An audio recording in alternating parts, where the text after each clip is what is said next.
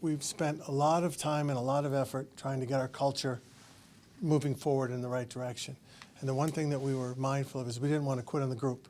You know, we're in a tenuous situation, there's no question. But the room believes, I believe in the room, and we're not going to quit on the team, and we're not going to quit on the fans, you know, who believe in us.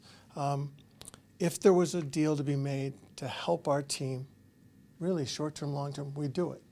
But we evaluate each one, and today we're okay holding them. Does having Barkov and Bennett likely coming back tomorrow help out on that, since you are going to? Yeah, I mean, so, and I have to be honest, I'll paraphrase Kenny Holland, who used to say this to me, you know, Barkov and Bennett, Duclair is my ad, right? So now we're bringing into the mix another player, something else to help to bolster the room, to bolster the team. And absolutely, when you take your 1 and 2 centers, that's arduous trying to win. But we're excited to get them back. The fact that so much of this roster, I think you only have like 4 guys maybe who are set to be free agents this summer. The fact that the vast majority of this roster is under control through next year, how much did that just make you guys feel like you were fine to not make any major changes right now? Well, of course, there's tremendous value and security in knowing, okay, we have our core together. What do we need to move forward to be better? What is the cost? And then make sure that that cost doesn't outweigh the benefit. So the extended contracts on the books, that's exactly what we need to do. And we need to do it delicately and do it the right way. There was you've got a couple free agents, Radko Gudas, Eric Stahl. Has there been any talk with them about returning next year, or is it just you're going to wait till off-season on that? Well, we started talking a little bit to Radko, and we'll continue. We'd like to keep him if we can. And, it's a process now. We want to focus on these games. We want to make the playoffs, and we'll evaluate at the end of the year. You guys made a coaching change during the offseason. I mean, what are your thoughts on Maurice's first year on the job? I think it's been fantastic. He's been, our record on the ice is obviously not as good as it was. But when you look at where we started, what, $8 million? Let's just start with that. $8 million salary cap in dead space. That's players. That's one $8 million guy. That's 4 $2 million. That's a real impact. And he came in trying to think of the best words to use. Harness the energy and put some of the team energy into defense and structure and system, as opposed to more of a freewheeling style. And that's hard to do. It's hard to teach. It's hard to get people to buy in, to understand, to execute, and then to execute it with excellence at a high level. And it's a process. We've had any number of injuries to our stars. Sasha twice, Anton was out, Bennett's out, Ekblad. And those pay a toll, particularly when you have that $8 million deficit. And I mean, those are real, that's tangible players if you're going to spend to the cap. So I think he's done a fantastic job. I think someone yesterday or today, we're second in the league in expected goals, we're second in shots, and to be able to maintain that, it's considerable. You talk about he came in here to change everything and make it defensive, but that's one of the reasons you brought him in, right? Was to change? Yeah, and when we interviewed Paul, you could tell he was the right fit for this group, and he is. He is. And he's teaching, and the individuals are improving, and it's coming. I take no solace in the fact that we'd like to be higher up right now, and we'd like to be in a better place, but it's coming. And he is implementing the systems that need to be implemented to achieve the real goals, winning the Stanley Cup. So you feel you're a lot closer, even with the setbacks, that you're closer to winning a Stanley Cup next year with all the cap space you have going forward, even with Paul? I don't say that again. So, like, you're saying that you feel more confident you guys are closer to winning a Stanley Cup even after all the adversity you guys have faced this year? Yeah, I think the adversity is actually going to, short term, no one wants to have it. Longer term, I think it's going to make us stronger and better. This is your third year with the team. Obviously, you dealt with a lot of deadlines before you came here, but this year, just at a bit of a different feel than maybe the last two in terms of expectations. Just from your experience, how was this deadline compared to the first couple?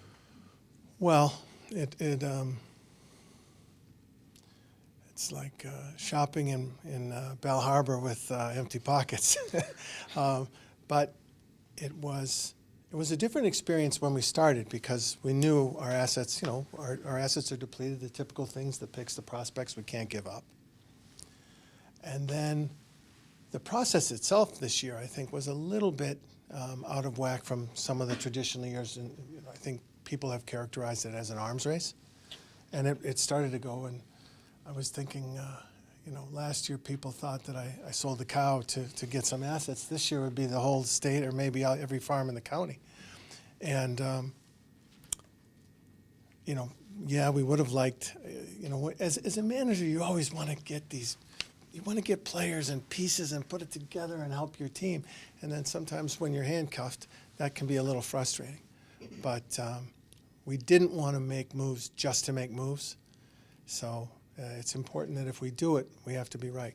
When you saw the teams that you're competing with in the East, the way that they've been making moves, does that come into like maybe changing the mindset midweek, or how do you kind of interpret that? It would, right? Normally, because you always you need to react sometimes, but you need to be aware.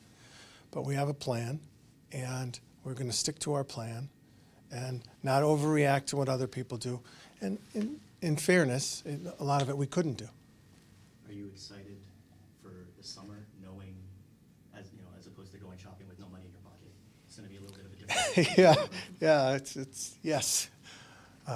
It's exciting for us because you're able to add without subtracting. But again, we've been very fortunate in the value contracts that we have. So, when you go to consider potentially doing a trade, you have Joe Smith, and Joe Smith makes $1 million, and whatever value Joe provides above that contract value, say that's what he's worth. Well, you've got to find someone who wants Joe, who's going to give you back a contract that's equal to Joe's, and that's outperforming his contract to the same extent Joe is. And if it's a higher paid player, then does he fit in the cap? So it's not as simple as just saying, well, this guy's got 20 points and that guy's got 20 points. We'll do a swap. And we've been very, very successful at finding those value contracts, whether it's a Verhaeghe or a Montour or Forsling off waivers, even Mahura.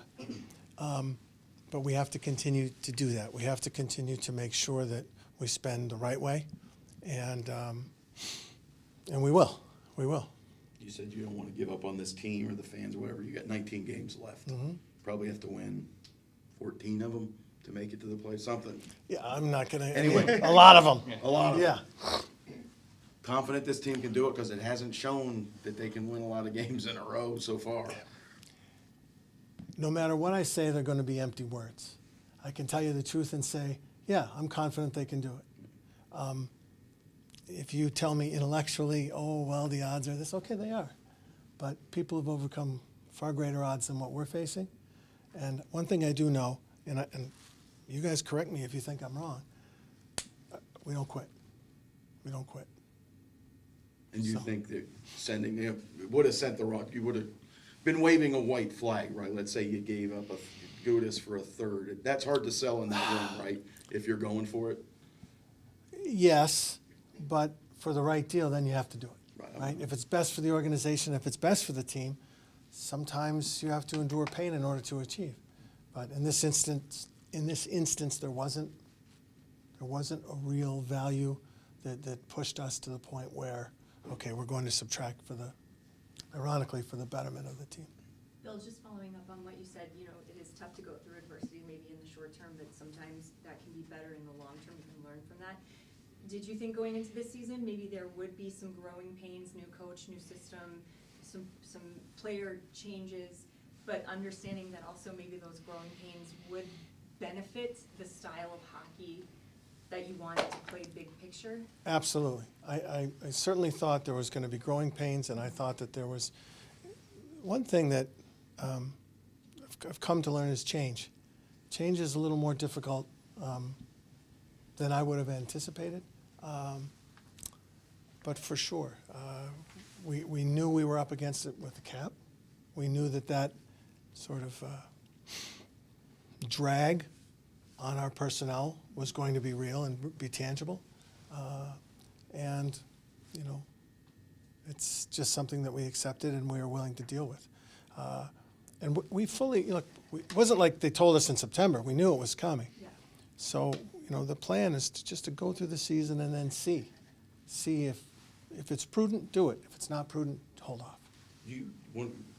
Going back to Paul Maurice, do you think he's handled it the way you hoped he would, knowing that there was going to be a step back and that he hasn't, let's say, panicked when you lost a couple of games in a row and went back to the freewheeling? He's stuck with the system. Have you been good with how he's done that? Yeah. I'm so pleased with Paul on so many different levels, and I believe that he's the man to lead us to the cup.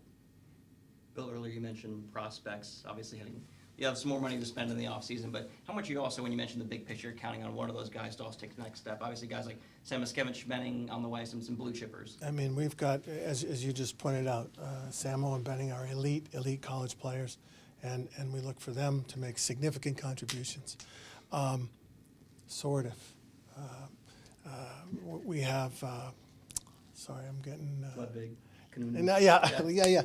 I was thinking of the Swedish defenseman. Oh, my God. Yeah, Jansen.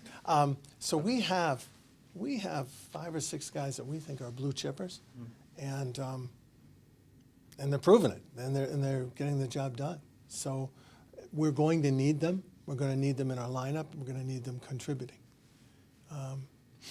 So we're pretty excited, actually, about the one ability that we have that's relatively unique because our core is signed up. Is sometimes for younger players you say, I don't want to go, oh, there's so many good players. Oh, but then you get to play with good players, and that helps. And there's players who can cover your shortcomings and teach and lead and guide you. And I think that's a really exciting part, too, about the fact those prospects are going to be able to play with good players. Jack Devine is another guy, you know, so we're bullish on the prospects. And looking at a guy you've known for a long time, Sergei Bobrovsky, just looking ahead to the future, what does this last maybe 3 months you've seen from him just do in terms of confidence? Seems like he's really found his game finally. Yeah, for sure. He's been outstanding the last few months, and if any of you have had the luxury of seeing him around, nothing changes, right? If you ask any of the players on our team, who's the hardest working guy on the team, Sergei Bobrovsky. He's the ultimate pro, and it doesn't change, right? He knows what he needs to do. He prepares, and he just keeps doing his work. He's diligent about his process, and it's not a surprise. Bill, we haven't had a chance to talk to you about this since it happened, but with everything with Spencer going into the program, how much team support is he able to get at this time, and do you have any idea when you might expect him back?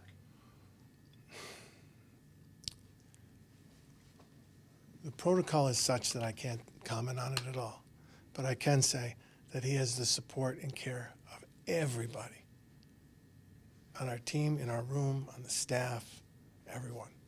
And I think considerable amount. I wanted to talk to you about Anthony Duclair as well. I mean, it seems like you guys really handled his recovery well, and he's out there flying. I mean, what are your thoughts on how he's come back? It's been 2 games, and I think he's been outstanding. I mean, if you saw him last night, I know we didn't get the result that we wanted, but his speed was noticeable with some men who could skate on the ice. And he played hard. I was so pleased with his game. I'm happy for him after everything he went through. I'm an Achilles guy myself, but so it's hard. And when you come back, what he's experiencing is he comes off and he feels like I did it again. And it's not pain, it's just discomfort with the scar tissue. And for him to do that, it's a big deal. Bill, you talked about core players earlier. A lot of guys had their breakout last year. I know Etu took a step last year, but this kind of feels like his breakout year, especially with the responsibilities he's had with the injuries. Just, is he kind of working his way towards potentially being a core player here?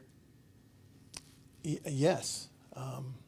It's exciting to watch him because he's a guy who literally has continued to improve almost month to month during his tenure, since I've been here, and I know he just came the year before. And he keeps getting better. He keeps showing flashes of getting to the next level. He's responsible. He's great defensively. He's killing penalties. We're so happy with him.